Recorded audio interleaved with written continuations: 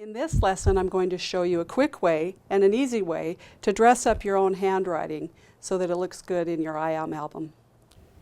I want to encourage you to use your own handwriting and print in your IAM album because you are leaving a legacy.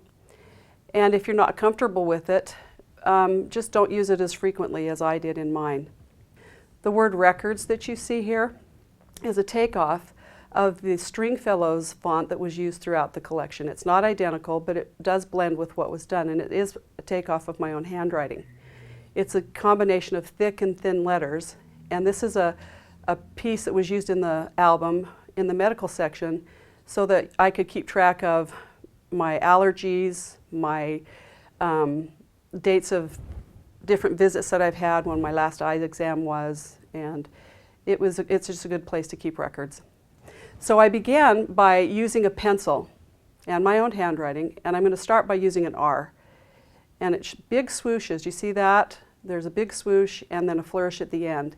And there's a combination of ovals in that letter, and focusing in on that swooshiness and the openness is what I wanted to do in this lettering. Now I'll do it a little smaller, so this is what we are going to be doing in your albums. And I want you to see that right here is a thin line, and I'm going to come up here and add a flourish, and at the end of this letter add a flourish, and a dot. And then down here at the bottom of this letter is a natural curve, so I'm going to put in a crescent shape at the bottom and then come across here at the top and put in the crescent shape at the top. Now you don't have to follow the exact line of the letter that you've done because you can erase as you're going along. And then here I want to swoop down a little lower than that line was. So I'm going to come down here, put a crescent in, come up to the top of that curve, put a crescent, and right here at the end, put in a crescent. Now it's inside of these crescents that you're going to add the thickness or the extra ink to make that letter bold and thin.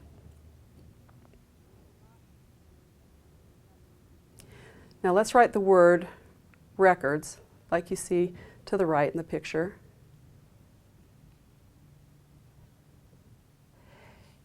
And you can see how I'm doing swoops and keeping the letters open and free so that I can fill them in. Now up here I'm going to show you that by tracing over your pencil lines, you can do it exact or not exact and cover up those pencil lines. And here I've gone out a little bit on that O shape of the R, coming in and tracing back over what I've done. There again, there's the crescent. And then I'm going to go a little bit more on this top edge out instead of inside the letter because I want that top to be a little bit bigger. Then you fill it in with your black ink, and you can use colored ink here too. And be sure that the surface below is flat. And right about now, when I'm doing my own lettering, I get a little bit uptight and I start wiggling my toes. So anytime you're concerned that you're going to mess up a piece, which does happen, you can cover it with a sticker. Wiggle your toes, take a deep breath, just keep moving, keep filling in. And you can see now the thickness and thinness that this alphabet provides and that you can do with your own handwriting. Then you're going to come in and erase the pencil lines. And be sure and wait until the piece is dry. It usually takes a couple of minutes with pigment ink, but I would recommend just setting it aside for 15 minutes. And I sometimes put my hand on top of a piece of something so I don't get ink on my hand from the other work that I've been working on. So I rested my hand on that pen. Then be careful to brush the little eraser pieces away so you can see.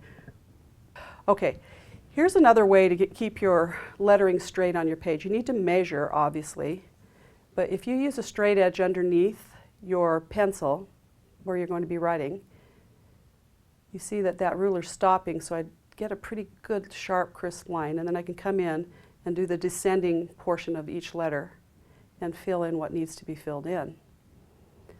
Pretty straight there on the edge.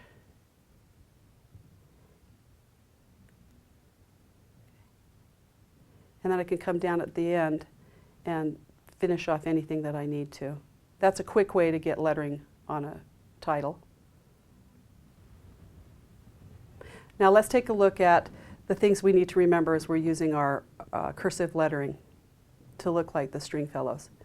Open up your letters. You can see the thin one, and then I've opened them up big so I can get those crescents in each letter. And remember, your mistakes are fixable. You can cover them over with pieces of paper or stickers. Write your words and phrases in pencil first, and then erase your pencil lines carefully after the ink is dry. And then you can add flourishes afterward, as long as they're written in pencil. And usually those letters are U, I, T, K. And you can come in and swoop down underneath the word, which gives a flow to the title or the phrase. And then you can add dots on the ends of your flourishes. You can see with the U's, again, we've got that swoopy going, and you can do it above or below the letter. And you trace over your penciled lines with your ink pen. And then you add your fill-ins at the loops to get that thick and thin look.